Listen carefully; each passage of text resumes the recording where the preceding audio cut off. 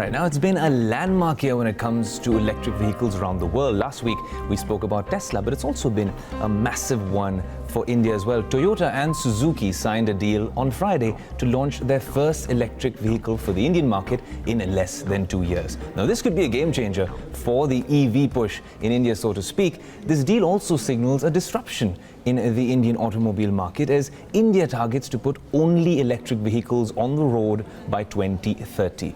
Various reports from UBS, Bank of America, Merrill Lynch and Nomura have been very positive about this deal to just understand what this deal means and what our electric infrastructure is like at the moment and what we can do for this electric vehicles push. We're joined by Roshun Povaiah of the Quint. Roshun, thanks so much for joining us on Bloomberg Quint. I wanted to start by asking you, my first question was all about, well, you know, when we talk about Japanese automakers like Toyota and Suzuki really inking this deal, they're going to be allying to introduce electric vehicles in India, and this is going to happen by around 2020.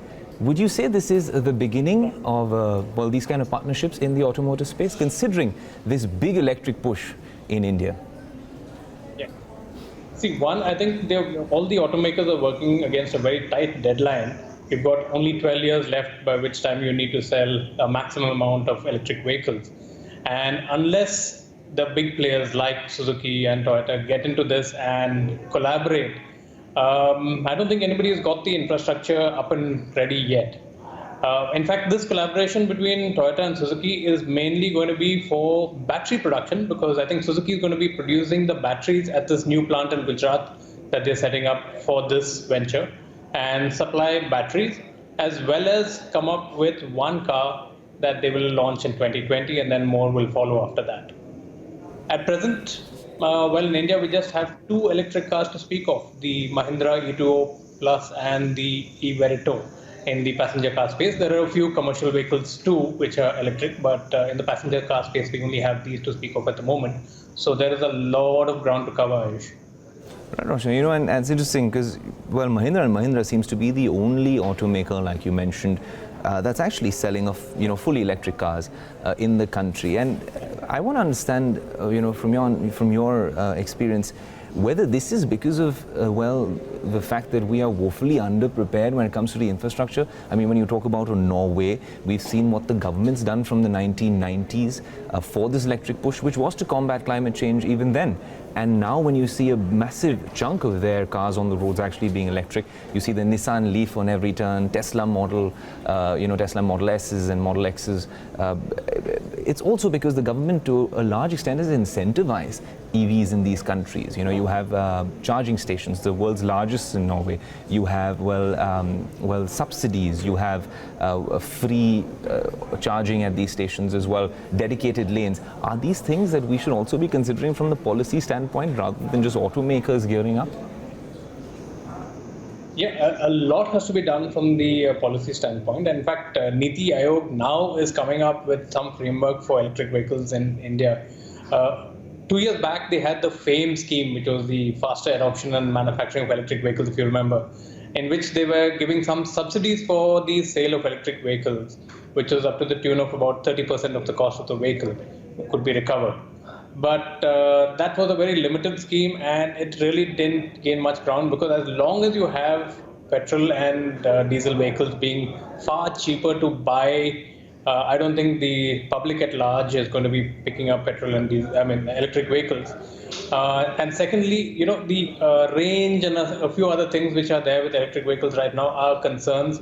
We still don't have an electric car that is suitable enough to replace the normal internal combustion engine car in India at the moment. Even if you look at the E20 or the E20 Plus, they only come with a range of about 100 kilometers or 110 kilometers per charge. And that, I don't think, is cutting it for what a lot of people need. So infrastructure-wise, you will need a lot of charging stations. You don't have them anywhere except in some pockets of places like Bangalore, where you do have electric car charging points in public parking lots and places like that.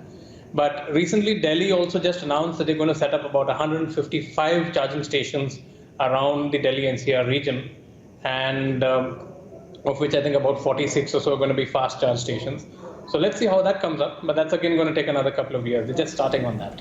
And it's interesting, Roshun, that you mentioned that, because it's uncanny that we're having this conversation today, because over the weekend, Indian Oil also announced with Ola that they're setting up they've actually set up their first charging station in Nagpur. Right. Nagpur, right. Absolutely.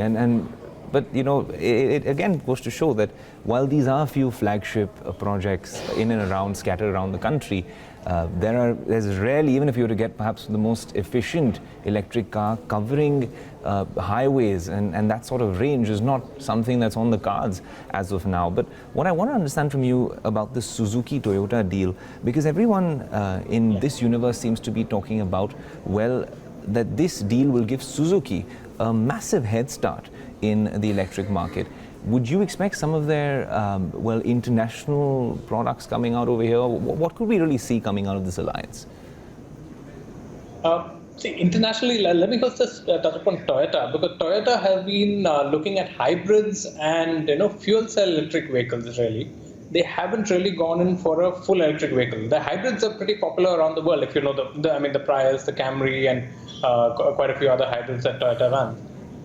But they have only one electric car, which is the Toyota IQ, I think, which is still in the concept stage. So they don't have a car yet. Suzuki too does not have a car which is in production yet. They're all in the concept stage at the moment.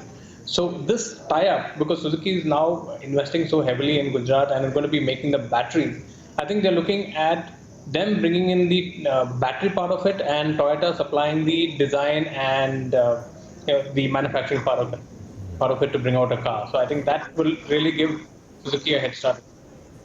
It's interesting, Roshun, you mentioned, the Prius, and people were very hopeful altogether that this would be a car which we'd see more often, at least in the bigger cities in India. But that's a classic case in point. That's a car we never got to see, because if you look at, the duty on it and the lack of incentives, that car turned out to be, 3 or 4 times more expensive than if you were to buy it in other markets. Yeah, I mean, in India, it's around 40 lakhs or so if you wanted to pick up a Prius here, whereas you get it for nearly 1/3 the price if you were buying it in the US. So in California, there are a lot of prices in California, in fact. So, Right. No, Roshun, another thing that I want to ask you is that, everyone keeps talking about incentivizing the manufacturing of EVs or completely discouraging what's happening with diesel engines, given the pollution problem, especially now that northern India faces at this time of the year. What would you say? What kind of measures should the government be adopting, or should we be looking at the automakers really for? So is this really a joint collaborative effort? The government is the one who makes the policies, and the automakers will follow whatever policies are in place. Right now, the flavor of the season is the internal combustion engine, and everybody is buying petrol and diesel cars. But if, like Norway or any of the Scandinavian countries, if it is disincentivized to such an extent that people actually think of buying electric cars, it will work. And yes, we've come up with a deadline of 2030, but we do not have the infrastructure in place. And it's a kind of a chicken and egg situation. Who's going to make the first move? Do we first see a lot of electric cars appear, and then the government begins to roll out schemes and subsidies and things to make these cars more popular? And at the same time, probably hike taxes and disincentivize petrol and diesel cars? That's something we'll have to see. As of now, they're still in the process of framing these policies for these electric cars to come into India. Right here, Roshun, also it's interesting because when we talk about the electric story, EESL has been tasked by the government with the job of triggering this electric push. They floated a tender to procure, 10,000 electric vehicles, the largest such procurement in the world. And of course, we saw Tata winning that contract and Mahindra & Mahindra matching that bid and winning, I think, a percentage of that order. But that's interesting again there that Tata won that contract, because Tata doesn't have an electric car on the road as of yet in India. Absolutely. They do have an Indica electric that they were selling in the UK, but nothing in India yet. And that's what I find interesting, because, while 10,000 is a great start, but considering the sheer size of the Indian market, isn't something more innovative required to really trigger this push, considering the kind of developments where we're actually seeing from the automakers' side, that they're actually getting serious. It's a matter of urgency for them to look at the Indian market very seriously right now. Yeah, I would actually think the right approach would be to first look at commercial vehicles, like electrifying your public transport first, like buses. In fact, I think in Bombay you have four new best buses which are now electric and running in a certain pocket of Bombay, and there are some I think running in Himachal. So I think probably electrifying public transport would be the first step, and then looking at passenger cars, because passenger cars, there are all kinds. There are people who just do a 40-kilometer commute to office and back every day, and there are people who drive 200 kilometers a day. So what kind of passenger cars and what price point are you going to be bringing them in? As of now, the biggest cost in an electric car is the battery. Until you get cheaper lithium-ion batteries which offer the kind of range that we require, I don't think that's going to really take off, because look at the Mahindra E2O as an example. It costs 8 lakhs. At the same price, I can buy a Swift, or at a cheaper price, I can buy like even a Tiago or a Figo, any of these cars, which can go anywhere in the country. Whereas this will limit me only to between the office and back or something like that. So that's one of the biggest issues here. It's very interesting, Roshun, you say that, because yes, one, absolutely, the lithium-ion batteries are one cause for concern. The second one being also the kind of, how clean this sort of energy source would be, because Norway has managed largely, if we were to look for examples across the world, from what I gather, 98% of their electricity for these vehicles is generated from hydropower. I know there are a lot of governments around the world who are also looking at, these cars, EVs, as battery storage options, considering when there's excess electricity, and they can actually perhaps feed it back to the grid when there's a shortage for power supply. So there are innovative things that are being done around the world, isn't it? That's true. But in India, I think we're going to really have to fight a tough battle on that one, because I think 70% of our power comes from thermal power. And that, as you know, is not an eco-friendly process of generating power. So unless we manage to shift that entire thing, we're just moving the source of the pollution to a different spot. It may not be, concentrated in the cities, but it'll be at your thermal power plants, and you're going to be generating the same amount of pollution.